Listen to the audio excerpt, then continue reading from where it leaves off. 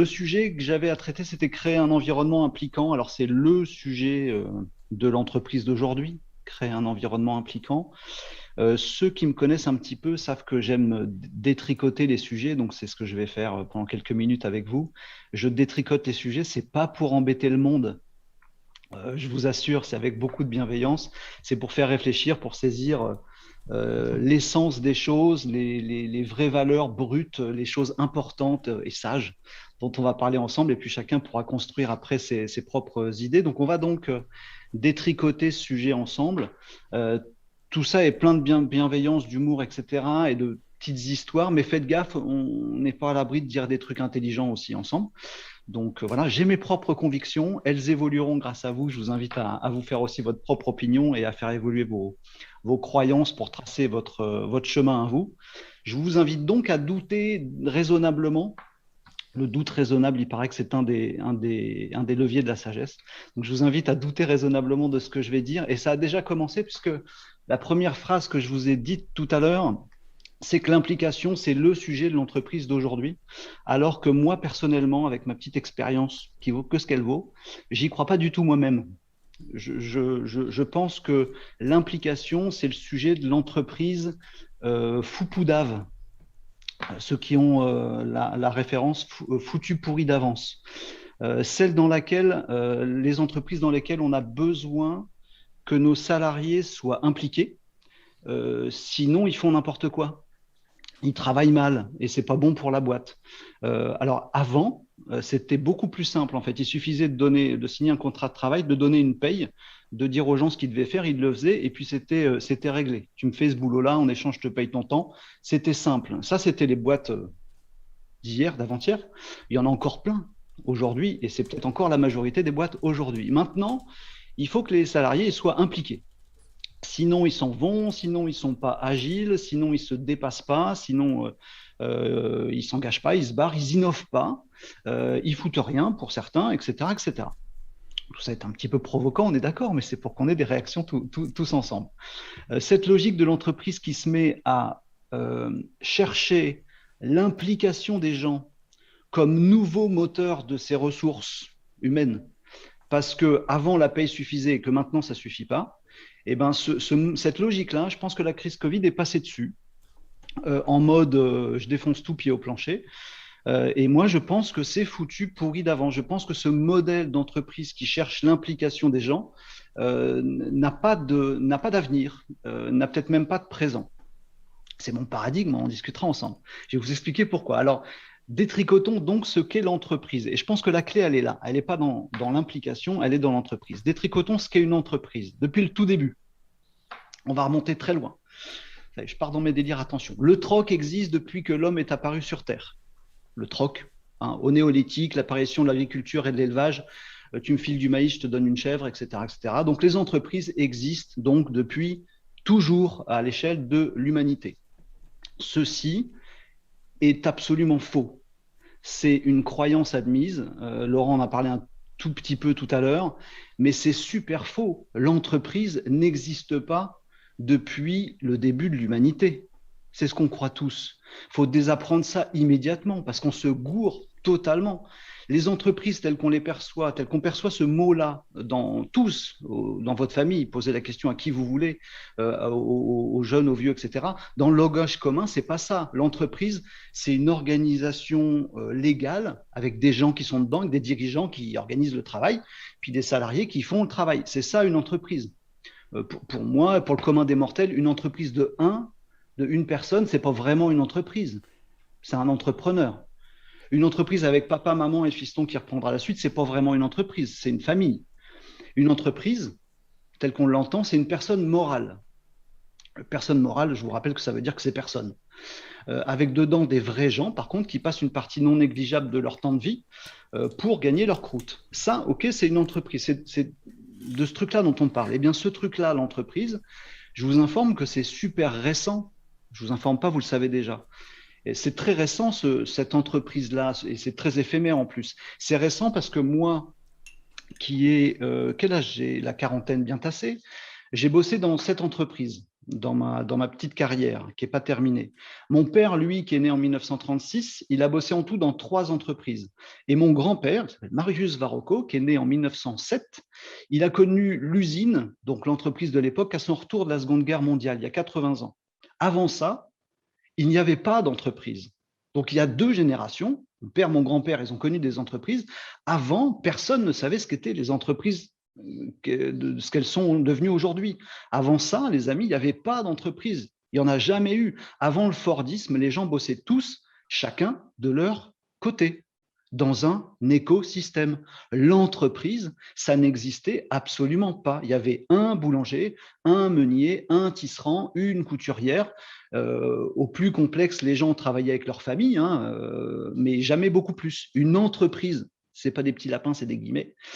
Comme on la voit aujourd'hui, ça n'existait pas il y a 2 générations. Même dans l'agriculture, qui n'a pris sa forme idiote d'aujourd'hui qu'après-guerre, ça n'existait pas, les entreprises. Pourtant, tout le monde gagnait sa croûte. Je ne dis pas que tout le monde était heureux, bien sûr, mais tout le monde gagnait sa croûte. Et je vais vous dire un secret, je crois que personne n'avait de problème d'implication. Les entreprises n'existaient pas, tout le monde se prenait en main, tout le monde avait au moins la sagesse de ses parents qui conseillaient dans le bon sens, tout le monde se trouvait son gagne-pain et les gens travaillaient tous en réseau. Alors, on a dit écosystème tout à l'heure, organisation, ce que vous voulez, mais certainement pas en entreprise. Mon grand-père, par exemple, il était charron.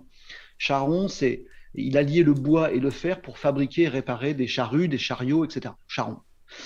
Ses ancêtres avant lui étaient charrons aussi depuis 1720. Je vous conseille de faire votre arbre généalogique, ça aère la tête. Il y a 300 ans voilà, l'histoire des entreprises de 80 ans dont je parlais tout à l'heure, c'est bien peu de choses à côté de ça. 300 ans de Varocco qui était charron, c'est quand même génial. Non, vous en foutez, mais moi, ça me parle. C'était leur passion, c'était leur truc, c'était leur savoir-faire, c'était leur implication, c'était leur engagement, c'était leur vie. Eh bien, un charron, ça bosse forcément avec un fondeur, sinon ça n'a pas de métal pour bosser, ça bosse avec un forgeron, ça bosse avec un menuisier, et sinon ça ne sert à rien. Et tous ces gens-là, bossant en écosystème, gagnaient leur pain, les uns grâce aux autres, les uns en disant ce qu'ils voulaient, en partageant des valeurs. Et il n'y avait pas d'entreprise, encore moins de marques et des produits dans des Coca-Cola, dans des organisations multinationales. C'était juste ubuesque. Il y avait des écosystèmes complexes, parce que s'il y avait le charron qui était malade, c'est l'agriculteur qui ne pouvait pas récolter et c'était le bazar. Des écosystèmes complexes, humains, relationnels, très relationnels, où on avait le droit de se dire des choses, très complémentaires, des vrais écosystèmes avec une petite dimension, mais dans lesquels chacun avait sa place, chacun était entrepreneur de sa propre vie, avec de la solidarité, du social, du bon sens dans tout ça. Et c'était juste la nature humaine. On a beaucoup parlé d'humain tout à l'heure. Mais si je vous parle des humains d'il y a un petit moment quand même. Et si j'avais posé la question de l'implication à mon grand-père, je crois qu'il m'aurait regardé bizarrement. Si je lui avais décrit un système mondialisé et pourtant hyper individualiste où chacun gagne en égoïsme sur des réseaux sociaux, ce qu'il perd en humanité et en solidarité, je crois qu'il aurait refusé tout net ce nouveau système qu'on vit en ce moment tous ensemble. Mais là, les amis, je vous parle du passé. Alors, dans mon profil LinkedIn, il y a écrit que je suis féru de futurologie et de techno. Alors, je ne suis pas un paradoxe près, c'est pas grave, mais je ne veux pas vous perdre. Je ne dis pas que la solution est dans le passé. Je vous parle de ces histoires. Je ne vous dis pas que la solution est dans le passé, encore moins, je milite encore moins pour le retour en arrière. Je suis un grand fan de progrès, mais de progrès humain. Mais quand on est devant une porte fermée, avant de chercher une technologie de crochetage sophistiquée de serrure, on a aussi le droit de farfouiller dans ses poches pour voir si on n'aura pas oublié la clé qu'on avait déjà entre les mains depuis un petit moment en fait. Alors, est-ce que ces vieux écosystèmes-là sont qu'une partie de ma réponse à notre recherche d'implication dans notre entreprise? Je fais beaucoup de petits lapins. Moi, je crois que oui. Mais on va regarder l'avenir, comme a dit Laurent tout à l'heure, surtout parce que c'est là que se trouve environ 100% de la vie qui nous reste. Donc, parlons de l'avenir. Il y a un type sur cette planète qui fabrique l'avenir, qu'on l'aime ou qu'on ne l'aime pas, il s'appelle Elon Musk. Et Elon Musk, moi je l'aime bien, j'ai le droit. Personne ne l'aime, ce garçon, de moins en moins. Parce qu'il n'est pas un paradoxe près, lui non plus.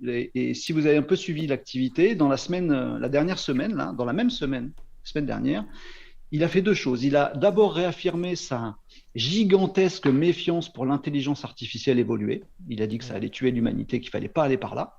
Et en même temps, il a annoncé le développement du Tesla Bot. Vous l'avez vu, ce Robot. truc-là? Ouais, le robot. Voilà, le robot, le Tesla Bot alors faut dire qu'il sera avec Musk, hein, parce que quand il annonce un truc, 2 mois plus tard, on a l'air con si on n'y a pas cru. Le Tesla Bot, qui sera un robot humanoïde de forme humaine dédié aux tâches dangereuses, répétitives, ennuyeuses, ce que j'appelle un robot de labeur, un robot qui travaille à votre place. Tout le monde trouve ça ridicule. Il y en a certains qui trouvent ça dangereux. Pensez toujours aux 3 étapes, hein, d'une révolution. On la trouve toujours ridicule. Après, on la trouve dangereuse. Et puis après, elle paraît évidente pour la société. Bon, si Musk avait raison avec son truc là, avec son Tesla Bot, moi perso, je suis convaincu que c'est le cas. Si personne ne voulait plus travailler, si ce n'est parce qu'on y est obligé pour gagner sa croûte, pourquoi est-ce qu'on irait au travail plutôt que de piloter un bot à distance, vu que tout le monde veut bosser à distance? Pourquoi il y aurait encore un lien entre l'implication dont le moteur, Laurent l'a décrit, est forcément une envie individuelle, interne, un truc qu'on a à l'intérieur de nous? Pourquoi il y aurait un lien entre ça et une entreprise? Pourquoi il y aurait encore un contrat de travail qui achète du temps avec un Tesla bot qui fera le temps à ma place? Pourquoi il y aurait encore des entreprises demain? Si Musk avait raison, je vous conseille de réfléchir à cette éventualité, même si vous ne croyez pas en Musk, ne serait-ce que pour l'intérêt intellectuel de la chose. Alors, entre le passé de mon grand-père et le futur du robot d'Elon Musk, on en est où aujourd'hui? Eh ben, je ne peux que vous partager ma toute petite expérience très rapidement. Moi, j'ai vécu plusieurs entreprises en tant que salarié. J'en suis parti systématiquement parce que je ne me retrouvais pas assez impliqué, mais pour plein de raisons différentes et bigrement évolutives. À un moment, je trouvais que je n'étais pas assez libre. À un moment, je trouvais que je n'étais pas assez encadré. À un moment, plein de raisons différentes en fonction de l'âge que j'avais dans ces entreprises. J'ai fini par créer ma propre boîte, donc l'agence 404, il y a 15 ans de ça. J'avais la volonté de gagner ma croûte, tout simplement. Puis ensuite, je me suis dit que ce serait cool de donner du travail à 2, 5, 10, 20, 30 personnes. J'ai fait croître ma boîte comme ça, c'était bien. Et puis, ça a tourné au vilain. Et je vous livre mon analyse très rapide là-dessus. Je pense que le seul mec viscéralement impliqué dans une entreprise, c'est le fondateur, celui qui n'a pas le choix, celui qui est forcément dedans parce que c'est lui qui a créé le truc. Il a extirpé ce qu'il avait en lui pour faire une entreprise. Le seul mec viscéralement impliqué dans une entreprise, c'est le fondateur. Et pour impliquer 30 personnes, et je ne parle pas des boîtes de 300 personnes, il faut donner des loisirs à certains, il faut donner surtout pas des loisirs à d'autres parce qu'ils se trouvent ça gnangnan d'avoir un baby-foot dans les locaux, il faut donner de la RSE à certains, il faut donner des responsabilités à certains, puis à d'autres, il faut donner de la tranquillité. Il y en a, il faut leur donner du cadrage, à d'autres, il faut leur donner de la liberté. Il y en a qui veulent des relations assez perso, intimes, et d'autres, ils veulent des relations très froides et très pro. Il y en a qui veulent un but commun, un why, un pourquoi, et d'autres, ils veulent un accomplissement individuel. Il y en a qui veulent un exemple inspirant, d'autres, ils veulent construire leur propre chemin. Un leader, un manager, fournir tout ça à chacun, je pense que c'est la merde assurée pour tout le monde. En tout cas, c'est tellement compliqué, pas complexe, compliqué, que je ne sais pas le faire. J'ai une illustration assez marrante de ça, c'est que dans la croissance de ma boîte, à un moment, il a fallu changer de locaux. Et j'ai une idée complètement débile, qui me paraissait bonne, hein, sinon je ne l'aurais pas fait, c'était de dire à mes salariés, les amis, vous allez tous choisir vous-même, ensemble, là, collégialement, les critères et les caractéristiques des prochains locaux de la boîte. On va tous choisir ensemble, comme ça on sera bien tous ensemble dans un lieu et ça va être génial. Alors certains le voulaient dans le centre-ville, d'autres à côté de chez eux, certains voulaient de l'open space pour être tous ensemble, d'autres disaient ah ben, je vais enfin avoir mon bureau de chef, certains disaient je veux un grand parking, d'autres voulaient que tout le monde vienne à vélo. Je vire qui? Pourquoi j'avais posé cette question? Pourquoi j'ai fait cette bêtise? Je ne me suis pas rendu compte. L'autre aspect marrant de ça, c'est qu'il n'y en a qu'un seul dans la boîte qui ne pouvait plus donner son avis, qui ne pouvait plus rien décider et à qui on ne le demandait pas, c'était moi. Au point que j'avais envie d'être un salarié de ma propre boîte. Je me dis, c'est quand même vachement plus enviable. J'aurais le droit au chômage, j'aurais des tickets resto aussi, j'aurais mes primes de vacances. Si j'étais salarié, je serais vachement mieux que si j'étais patron quand même. C'est la position la plus ingrate, franchement.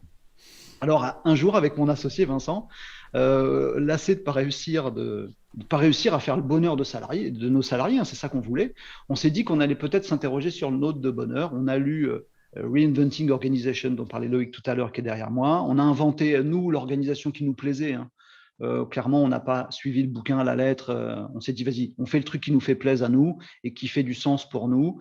On a une organisation dite Opale, mais vraiment, on a fait notre construction à nous en reprenant tout d'une page blanche, libérée des conventions. C'était super exaltant. Les légistes nous ont regardés comme des martiens, mais on s'en fout, on l'a fait quand même. Aujourd'hui, on a 5 fois moins de salariés et on a un écosystème bien plus grand et plus complexe que ce qu'on avait avant. C'est une autre organisation et j'ai du mal à dire entreprise. On est impliqué dans un projet à bloc. C'est le nôtre, on l'a construit.